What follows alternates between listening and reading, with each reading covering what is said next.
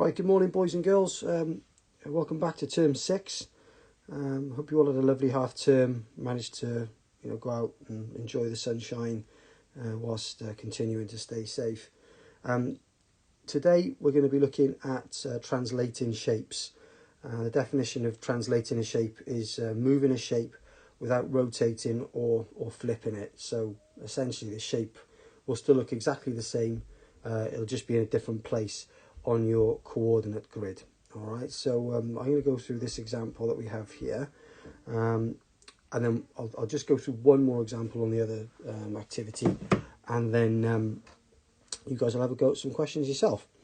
So what we have to solve here is this question. A square is translated 2 squares to the right and 3 down.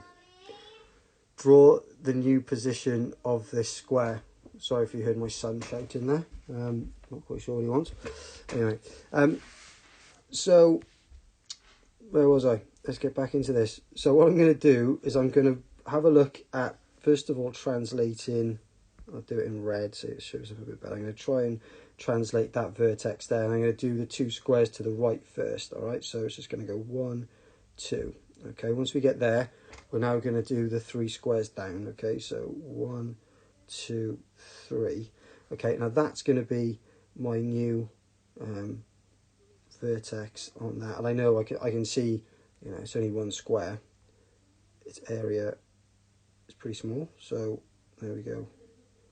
All right, so that's the new position of the square. So if I just rub that out, you can check that. So say, for example, I wanted to now look at this. Oops, that one there. Okay, let's see how far. Actually, let's do a different one. Let's do this one here. All right, so let's see if let's go the 2 squares to the right. 1, 2, and then 3 down. 1, 2, 3. So it would actually finish there. So you can see that's the correct way of doing it. Okay, so that's translation. The square is exactly the same size. It hasn't been altered in any way other than its position is different. Okay, so I'll just show you how to get into this problem here. So it says describe the translation of shape A to B and then C then D. Use the stem sentence to help you. So this is the stem sentence down here. Okay, and that's what we're going to use to help us to write this new sentence. But let's take a look at A and B first. So these 2 shapes here we're looking at, and it says shape A has been translated so many squares left or right, and then up or down. Well, if we're looking at A to B, we can see that we're going to translate that shape left. All right, so we can get rid of that. There we go. How far has it gone? Well, let's just pick one of this vertex here, right? So let's count how many squares it's gone. It's gone 1, 2, 3, 4.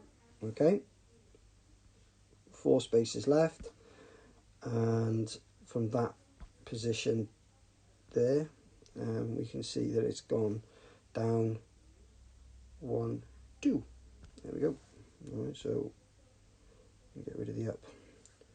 Okay, so what I want you to have a go at now is doing the same thing, but looking at shapes C and D. You can see that one's been translated a fair distance there from one corner to another. So have a go at that one using the method that I just showed you. And once you've done that, we'll have a go at matching some of these translations. All right, so you can see there that the blue square has been translated to like where the green square currently is. Which one does that match up with? All right, and then you do it with the other 2. Okay, and then we've got some reasoning and problem solving activities for you to do. So that's quite a nice question there. And this is the final one for today's lesson.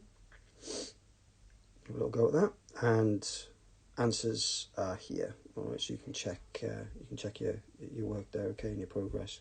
All right, okay, boys and girls. Well, there'll be more More of the same tomorrow, but good luck with that lot, and I'll speak to you tomorrow. Okay, bye-bye.